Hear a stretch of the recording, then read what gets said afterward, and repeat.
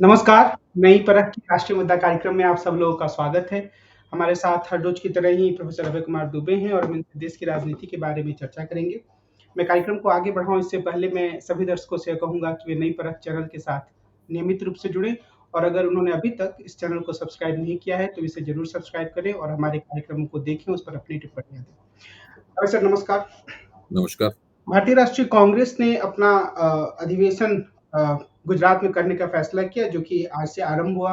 आज उन लोगों की कार्यकारिणी की बैठक थी जिसको बृहद कार्यकारिणी बोला कार्य समिति बोला गया। कांग्रेस वर्किंग कमेटी की बैठक हुई आज। कल कुछ प्रस्ताव वो पारित करेंगे अपने अधिवेशन में। सवाल मेरा ये है कि गुजरात में ही यह महाधिवेशन करने का फैसला क्या कुछ कांग्रेस के मंसूबों को दिखाता है कि आगे वो क्या राजनीति करना चाहते हैं? क्योंकि आमतौर पर प्रवृत्ति यह रही है कि कांग्रेस उन राज्यों में अपने अधिवेशन करती है जहां पर राज्य सरकार उनकी हो। आप उनके इस फैसले को किस रूप में देखते हैं और कांग्रेस के सामने की जो संभावनाएं हैं जो इस अधिवेशन से सामने आ सकती हैं उसके बारे में आपका क्या मानना है? देखिए, कांग्रेस की सरकार कर्नाटक में है, कांग्रेस की सरकार हिमाचल प्रदेश में है। अगर कांग्रेस हिमाचल प्रदेश में ये अधिवेशन करती तो उन्हें ठंडक मिलती, वहां पर ठंडा माहौल होगा। सारे देश में इस वक्त गर्मी पड़ रही है, हिमाचल प्रदेश में गर्मी नहीं होगी। जाहिर है कांग्रेस ठंडक नहीं चाहती है, कांग्रेस गर्मी चाहती है। कांग्रेस चाहती है पार्टी में भी गर्मी आए, उसकी मुहिम में भी गर्मी आए, उसकी राजनीति में भी गर्मी आए, उसके कार्यकर्ताओं में भी गर्मी आए। तो ये तो एक कारण हुआ, इसको मैं मुहावरे के तौर पर कह रहा हूँ। दूसरी बात यह है कि गुजरात में सम्मेलन करने के पीछे कुछ कारण तो मल्लिकार्जुन खड़गे ने गिनाए हैं, वो सारे कारण तो हैं ही, ऐतिहासिक कारण हैं ही। लेकिन उससे भी ज्यादा बड़ा कारण यह है कि इससे मौजूदा कांग्रेस के नेतृत्व का जुझारूपन स्पष्ट होता है। अभी तक क्या होता था कि कांग्रेस बचाव की मुद्रा में रहती थी। इस सम्मेलन में कांग्रेस बचाव की मुद्रा में नहीं है, बल्कि आक्रमण की मुद्रा में है। और दूसरा सबसे बड़ा काम कांग्रेस इस सम्मेलन में जो करने जा रही है और जिसका सबसे बड़ा प्रमाण मल्लिकार्जुन खड़गे का उद्घाटन भाषण है। मल्लिकार्जुन खड़गे ने आज कांग्रेस कार्य समिति की विस्तारित बैठक के जो उद्घाटन का भाषण दिया, उसको आप गौर कीजिए। मैंने बहुत दिनों से किसी कांग्रेस अध्यक्ष को ऐसा भाषण देते हुए नहीं सुना। खड़गे साहब ने उस भाषण से ये लगता है कि कांग्रेस अब ये दिखाना चाहती है कि वो केवल जवाहरलाल नेहरू और इंदिरा गांधी की पार्टी नहीं है, वो सरदार वल्लभ भाई पटेल की भी पार्टी है। कांग्रेस अपना फोकस वहां देना चाहती है। गुजरात में सम्मेलन करने का ये भी कारण है। जिस तरह वो सरदार पटेल म्यूजियम में सारे नेता घूमते हुए नजर आए, सोनिया गांधी, राहुल गांधी, मल्लिकार्जुन खड़गे, उसका जो वीडियो वायरल हो रहा है, वो सब एक नई कहानी कह रहे हैं। आप खड़गे जी का पूरा भाषण देखिए। खड़गे जी ने पूरे भाषण में बताया है कि किस तरीके से भारतीय जनता पार्टी ने सरदार पटेल को का अपनी राजनीति के स्वार्थ में विनियोग किया। उसको सरदार पटेल को हड़पने की कोशिश की कांग्रेस से। अच्छा, अभी तक कांग्रेस ने इसका ठीक से जवाब नहीं दिया था।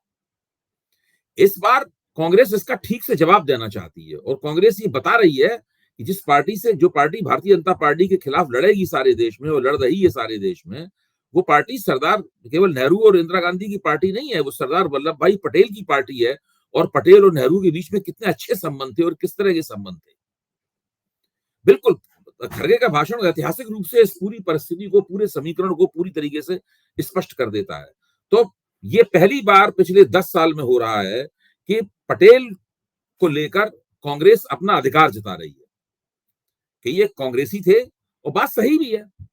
खुद जवाहरलाल नेहरू उनको भारतीय एकता की आत्मा कहा करते थे, भारतीय एकता का रचनाकार कहा करते थे उसको। जो पटेल के बारे में कहा जाता है वो तो शब्द नेहरू के ही है। पटेल की इस बात के लिए तारीफ की जाता है कि आर्किटेक्ट ऑफ इंडियन यूनिटी कहा जाता है उन्होंने, तो वो तो नेहरू का दिए हुए शब्द है।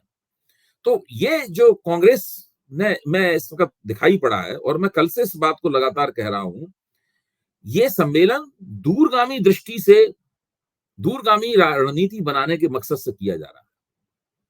इस सम्मेलन का असर अगर कांग्रेस के संगठन का कील कांटा दुरुस्त करने में नहीं पड़ा तो ये सम्मेलन बेकार हो जाएगा।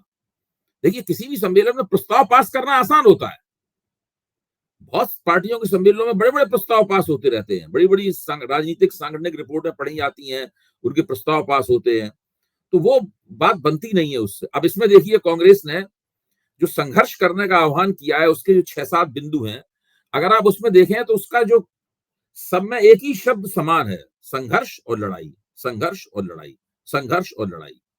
एक तरह से देखा जाए तो अभी तक जो पहले दिन जो वर्किंग कमेटी की जो विस्तारित बैठक हुई है, उस बैठक में 3 शब्द हैं जिनको रेखांकित कर सकते हैं: संघर्ष, लड़ाई और सरदार पटेल।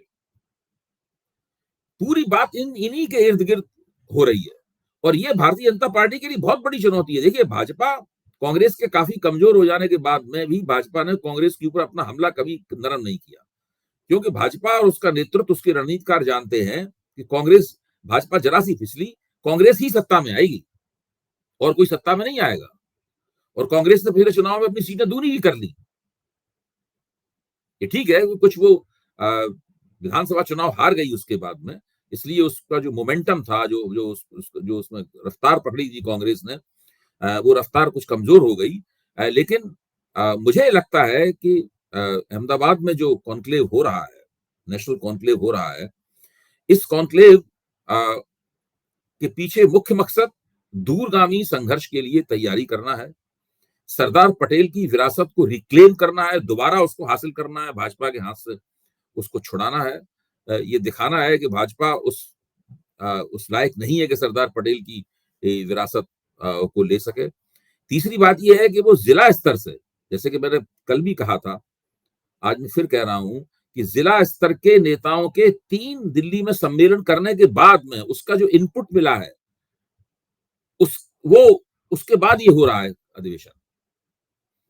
तो ऐसी तैयारी कांग्रेस ने पहले कभी नहीं की थी। अगर कांग्रेस जिला स्तर तक भी जिला स्तर से अपनी तैयारी को दुरुस्त कर लेती है, तो फिर कांग्रेस का मुकाबला करना किसी और दूसरी पार्टी के लिए बहुत मुश्किल हो जाएगा। ये एक तरह से कांग्रेस का पुनर्जागरण है, कांग्रेस का नवीकरण है, जो कि राहुल गांधी के नेतृत्व में हो रहा है। एक बात जो कांग्रेस के बारे में कही जाती है, खासतौर पे 2014 के चुनाव के बाद, जब ए.के. एंटनी समिति की रिपोर्ट आई कि इसे सेकुलरिज्म की जो धारणा है उसको कांग्रेस सही रूप से पहुंचा नहीं पाई और कई बार ये मुस्लिमों की परस्ती वाली पार्टी के रूप में लोग इसे देखने लगते हैं और भारतीय जनता पार्टी ने भी इसको खूब बुनाया। क्या आपको लगता है कि वैचारिक रूप से कांग्रेस ने इस एक दुविधा की काट खोज ली है कि वो खुद को हिंदू समर्थक और मुस्लिम समर्थक या सबकी हमदर्दी रखने वाली पार्टी के रूप में दिखा पाए, या अभी भी वो उस दुविधा का शिकार है जहां पर अगर राहुल गांधी नहीं जाते हैं कुंभ में या महाकुंभ में, तो उन पर हमला होता है कि वो नहीं गए और कांग्रेस के जो नेता है वो निरुत्तर से हो जाते हैं, या वैचारिक रूप से कांग्रेस इससे आगे निकलने का कुछ संकेत दे पा रही है? मेरे ख्याल से कांग्रेस ने जो एंटनी कमेटी की रिपोर्ट थी उसको छोड़ दिया है, उसको छोड़ ही देना चाहिए था। एंटनी कमेटी की रिपोर्ट की जो चर्चा होती है, वो मुझे तो बहुत नापसंद आती है। मुझे लगता है काफी मूर्खतापूर्ण किस्म की बात है। एक पार्टी इस तरह सोच रही है। अब राहुल गांधी ने जो भारत जोड़ो यात्रा की संसदीय चुनाव से पहले, आप देखिए उसमें क्या कहते थे, हम मोहब्बत की दुकान खोलना चाहते हैं। संदेश किसके लिए था भाई? मोहब्बत की दुकान खोलना चाहते हैं, संदेश तो मुसलमानों के लिए था वो, और उन लोगों के खिलाफ था जो मुसलमानों के खिलाफ नफरत फैला रहे हैं। नफरत तो केवल मुसलमानों के खिलाफ ही फैलाई जाती है और किसी खिलाफ तो फैलाई नहीं जाती। तो ये वो बात छोड़ दी गई है। और इस बीच में सबसे ज्यादा अगर किसी समुदाय की कांग्रेस नजदीक आई है, तो वो मुसलमानों के नजदीक आई है। देश में प्राथमिकता के लिहाज से इस वक्त मुसलमानों की निगाह में कांग्रेस पार्टी नंबर 1 बनती जा रही है। चूंकि बिहार में सबसे बड़ी ताकत लालू यादव है, तो जाहिर है कि लालू यादव को कांग्रेस ज्यादा वोट देंगे, उनके लोग उम्मीदवार भी ज्यादा संख्या में होंगे। उत्तर प्रदेश में समाजवादी पार्टी के उम्मीदवार ही ज्यादा संख्या में लड़ेंगे, तो उन्हीं को ज्यादा मुसलमान वोट देंगे। लेकिन कांग्रेस जुड़ी रहेगी समाजवादी पार्टी से और राष्ट्रीय जनता दल से बिहार में, वहां उत्तर प्रदेश में, तो मुसलमान वोटों का ध्रुवीकरण ज्यादा बेहतर तरीके से होगा। अगर कांग्रेस इन गठजोड़ों से बाहर निकल आई, अलग अलग हुआ, तो फिर वो बात बिगड़ जाएगी। और मुझे नहीं लगता है कि कांग्रेस या लालू यादव या तेजस्वी यादव ऐसा सोचेंगे भी, कल्पना भी करेंगे कि वो लोग अलग अलग हट के चुनाव लड़ें। तो वो तो कोई बात है नहीं। कांग्रेस मुसलमानों की नंबर 1 की पार्टी है, बन गई है, और दलितों की भी नंबर 1 की पार्टी बनने की तरफ उसने कदम बढ़ा दिया है। ये 2 बड़े काम 2009 का चुनाव जो उसने बुरी तरह हारा था, उसके बाद पहली बार होता हुआ दिखाई पड़ रहा है। और ये चीज भारतीय जनता पार्टी के लिए खतरे की घंटी है। भाई, हम लोग मानते थे कि भाजपा का भी बड़ी जबरदस्त हिंदू एकता बना ली है, लेकिन पिछले लोकसभा चुनाव में वो तार तार होती नजर आई। उन इलाकों में तार-तार होती नजर आई, इन इलाकों में माना जाता था कि भाजपा कभी चुनाव हार ही नहीं सकती है। तो ऐसी स्थिति में हम लोगों को कांग्रेस का जो पुनर्गठन हो रहा है राहुल गांधी के नेतृत्व में और उनके प्रोत्साहन से, अब जैसे कि जब वो जिला अध्यक्षों की बैठक बुला रहे थे, तो बैठक में प्रादेशिक अध्यक्षों का कहना था कि अगर चुनाव समितियों में जिला अध्यक्ष रहेंगे तो फिर बात बनेगी नहीं, उनको नहीं रखना चाहिए। तो राहुल गांधी के नहीं, जिला अध्यक्ष को बिल्कुल रखना चाहिए चुनाव समितियों में, ताकि आप उनकी बात को और उनकी रिपोर्ट को ठीक से समझ सकें, देख सकें। तो ये जो पूरा कांग्रेस के अंदर जो फेरबदल हो रहा है, ये फेरबदल महत्वपूर्ण है। अब ये क्या करवट लेता है, कितना प्रभावी होगा, ये सब देखने की बात होगी। लेकिन कुछ नहीं करने से तो बेहतर है कि आप, दिखाई पड़ता है कि राहुल गांधी के पास एक ब्लूप्रिंट है, वो अपने ब्लूप्रिंट को लागू कर रहे हैं। देखिए क्या नतीजा निकलता है। जैसे आपने कहा कि कांग्रेस अध्यक्ष ने अपने भाषण में सरदार पटेल का काफी नाम लिया। मैं भी उनके भाषण को पढ़ रहा था और उसमें ये सारी चीजें आती हैं। क्या हम ये शीर्षक दे सकते हैं कि कांग्रेस अपनी ऐतिहासिक भूल सुधार रही है, या फिर हम ये माने कि कांग्रेस जो पुरानी चीज थी वो थी, अब थोड़ा और ज्यादा स्पष्टता से कर रही है? नहीं, भूल नहीं। देखिए ऐसा होता है कि नेहरू परिवार और गांधी परिवार, खासतौर से गांधी परिवार, इंदिरा गांधी के जमाने के बाद कांग्रेस में ये प्रवृत्ति पैदा हुई थी कि वो केवल एक ही नेता के से ज्यादा, एक ही नेता को सामने रखती थी हमेशा। और इंदिरा गांधी बहुत बड़ी नेता थी, वो कांग्रेस को उन्होंने कई चुनाव जिताए अपनी दम पर, और कोई उनका सानी नहीं था, कोई मुकाबला नहीं था उनका, विपक्ष में भी कोई मुकाबला नहीं था, कांग्रेस के अंदर भी कोई मुकाबला नहीं था। तो ऐसा होने पर ऐसा हो जाता है जैसा हुआ। लेकिन ये कोई भूल वगैरह नहीं थी, ये एक स्वाभाविक प्रक्रिया है। फिर बदलने में, वापस आने में, दूसरी जगह फोकस देने में, दूसरे नेताओं को सामने रखने में, इन सब चीजों में दिक्कत होती है। नीति बड़े पैमाने पर बड़ी नीति बदलने में इन सब चीजों में समय लगता है। वो समय अब कांग्रेस के लिए आ गया है कि वो पुराने मोह से निकले। अब देखिए मल्लिकार्जुन खड़गे का भाषण है, उसके प्रमुख बिंदुओं को आप देखिए, लेकिन उसमें शायद इंदिरा गांधी का नाम भी नहीं लिया है उन्होंने कहीं। तो जो मैंने उसके बिंदु पढ़े उसमें कहीं इंदिरा गांधी का नाम भी एक बार भी नहीं आता है। दूसरे, आप जिन मुद्दों पर उन्होंने संघर्ष करने की बात कही है, अगर आप उन मुद्दों को देखें तो आपको लगेगा किसी वामपंथी पार्टी का घोषणा पत्र सा बन रहा है। भाई वो किसानों के मुद्दे पर लड़ना चाहते हैं, वो मजदूरों कामगारों के मुद्दों पर लड़ना चाहते हैं, वो गरीबों के मुद्दों पर लड़ना चाहते हैं, इन सवालों पर लड़ने की दावेदारी कर रहे हैं। तो ये अपने आप में एक अलग तरह की बात है। क्या पार्टी के भीतर आंतरिक बदलाव करना एक बहुत बड़ी चुनौती साबित हो रही है?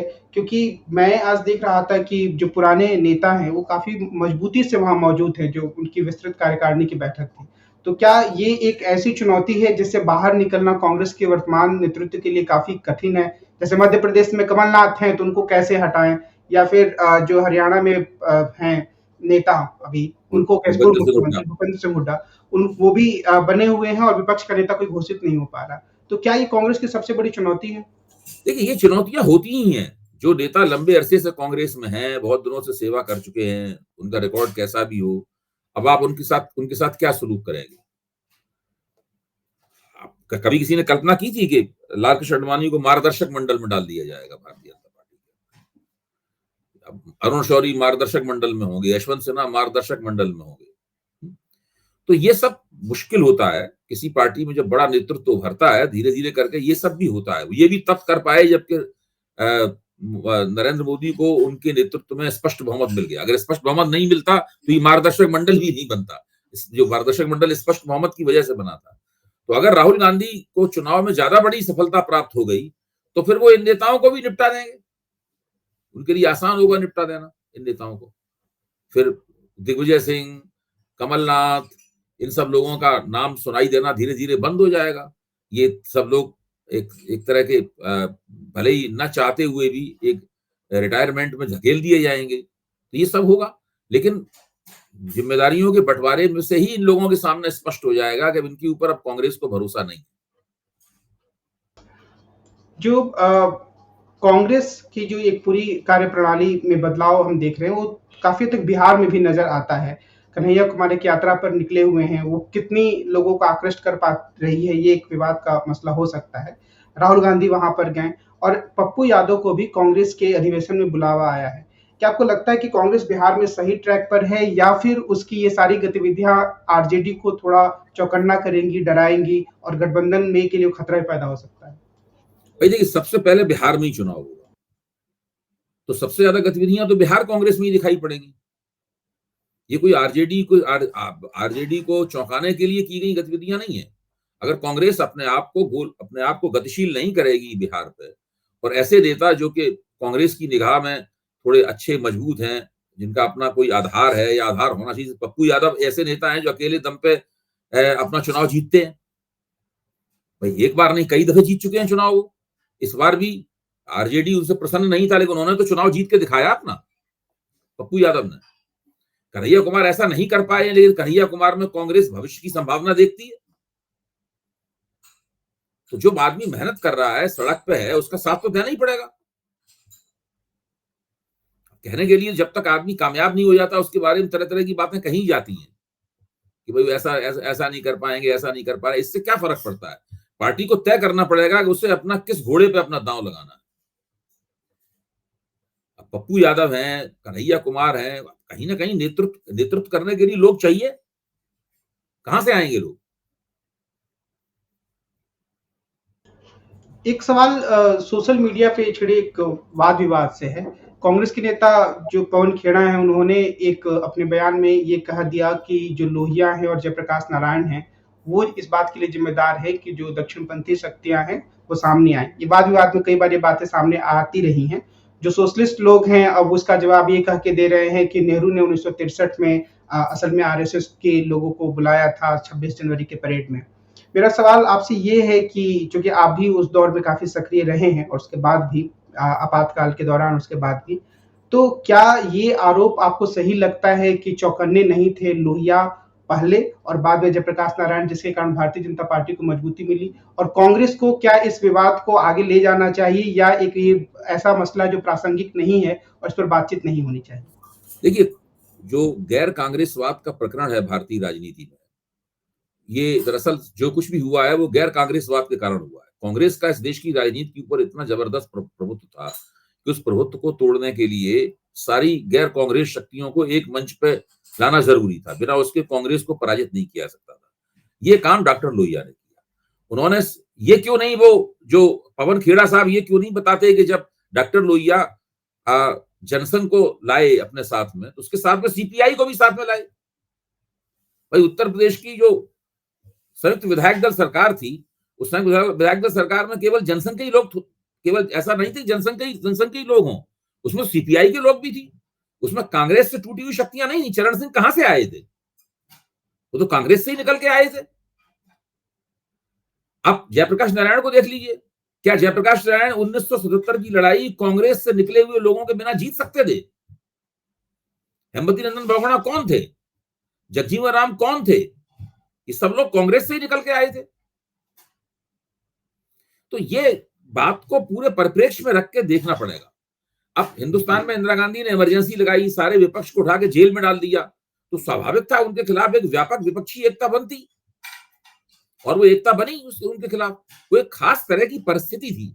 67 में भी वो खास तरह की परिस्थिति थी, और 77 में 10 साल बाद फिर से वो एक खास तरह की परिस्थिति थी। इसमें किसी के ऊपर इल्जाम लगाना कि इससे दक्षिण पंथ को प्रोत्साहन मिल गया, ये वो मिल गया, वो मिल गया। अब आप उससे पूछिए आप कि नरसिंह राव की जो सरकार थी, नरसिंह राव की सरकार को कौन कौन समर्थन दे रहा था बाहर से? नरसिंह राव की माइनॉरिटी गवर्नमेंट थी। भारतीय जनता पार्टी भी बाहर से समर्थन दे रही थी और वामपंथी भी समर्थन दे रहे थे। भाई आखिरकार क्यों भारतीय जनता पार्टी जिस सरकार को समर्थन दे रही थी उसको वामपंथी समर्थन दे रहे थे? नरसिंह राव की सरकार को नहीं, वीपी सिंह की सरकार के साथ ऐसा हुआ था। नरसिंह राव के समय तो भारतीय जनता पार्टी विपक्ष में थी ही औपचारिक रूप से। अब पीछे पर्दे के पीछे दे रहे हो तो कोई बात नहीं। हाँ, अच्छा, हाँ, वीपी सिंह की सरकार को, ठीक कह रहे हैं आप। तो मैं ही कह रहा हूं कि ये सब जो होता है ना, इन सबको उस जमाने का जो परिप्रेक्ष्य है उसके तहत जो है वो देखना चाहिए उसको। अगर आप उस परिप्रेक्ष्य के बिना ऐसी बातें कहेंगे तो बेकार में बहस बिगड़ जाती है, और उससे बहस बिगाड़ने वाले का नुकसान होता है। अगर किसी भी प्रवक्ता ने ये बातें कही हैं तो उसके पीछे बहुत गहरी चिंता नहीं दिखाई पड़ रही, बहुत मतलब सधी हुई भाषा में ये सब बातचीत करना चाहिए। क्या जरूरत है उस वक्त की बात उखाड़ने की? आज क्या है, आज बहुत सारे पुराने समाजवादी जनता दल के बहुत सारे तत्व, बहुत सारे बुद्धिजीवी राहुल गांधी के इर्द गिर्द जमा हो रहे हैं। अब आप इस तरह की बातें करेंगे तो उनको बदमजगी पैदा होगी, दिक्कतें पैदा होंगी। आज सर्वोच्च न्यायालय ने ये एक आदेश दिया और ये कहा कि जो राज्यपाल हैं, वो राज्य विधानसभा द्वारा पारित विधेयकों को अनंत काल तक के लिए अपने पास लंबित नहीं रख सकते हैं। तमिलनाडु के संदर्भ में ये आया, जहाँ पर जो राज्यपाल हैं रवि साहब, वो काफ़ी सारे विधेयकों पर बैठे हुए हैं। स्टालिन ने कहा कि बहुत बड़ी जीत है। क्या आपको लगता है कि इस फैसले से राज्यपालों के आचरण में कुछ सुधार होने की गुंजाइश है, या बस एक टिप्पणी वो है तो आय पहले के? भी अदालत तो इस बात को पहले भी कह चुकी है। अदालत ने पहली बार तो ये बात कही नहीं है। तो सवाल ये है कि राज्यपालों को अदालत कैसे रोकेगी ये काम करने से? उसने आदेश दे दिया, चलिए अब क्या करेंगे? अब क्या अगर राज्यपालों ने फिर से विधेयक जो है रोक लिए, तो फिर से अदालत में ले जाएंगे, तो क्या वो राज्यपाल को सुप्रीम कोर्ट बर्खास्त कर देगा? सजा दे देगा राज्यपाल को? ये कहेगा आइए अब अदालत में आइए, जवाब दीजिए, फिर आप जब नहीं आएंगे तो हम आपको गिरफ्तार करवा लेंगे, वारंट निकाल देगा राज्यपाल के? क्या करेगा?